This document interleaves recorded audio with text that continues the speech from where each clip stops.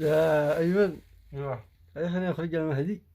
نينه جهل اي مهدي ويضلي من كان ذيب ولا اكلته الذئاب مختلين منتظرين المهدي يقشعوكم ويهينوا كرامتكم وانتم راعين المهدي. من كان ذيب ولا اكلته الذئاب المهدي ما يجي. هذا المجبر فاضي. انتم دارين في ايران نراعي المهدي حق محمد العسكري خرج في ايران قال انا محمد العسكري. خرج واحد زقموه دخل السجن. قلنا لكم هذا كذب على الناس باسم دين الله. يا أخي هي مزحة، هي زبجة.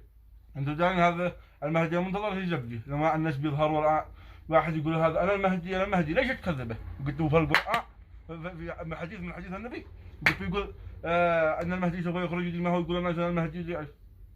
خلاص لا تكذبوا اي واحد. كل الناس صاروا يطلعوا يقولون انا مهدي صحيح المهدي. نقول اخذنا مجبر فاضي. رسول الله صلى الله عليه وسلم حاشا ان يقول هذا الكلام وانما حديث مكذوب على رسول الله صلى الله عليه وسلم.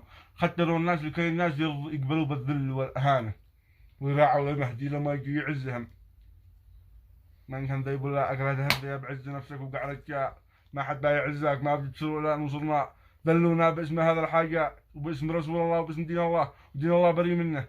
الله سبحانه وتعالى ارسل النبي محمد صلى الله عليه وسلم دين عز كرامه ونخوه رجوله وفاء امر بمعروف ونهي عن منكر. أكيد. ومن اهتدى فانما يهتدي لنفسه يعني ويزيدها الله هدى. الله اكبر. هذا هي الهداية وهذا هو المهدي.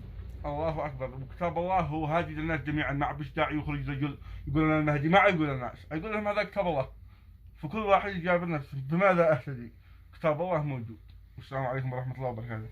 المهدي هو الله.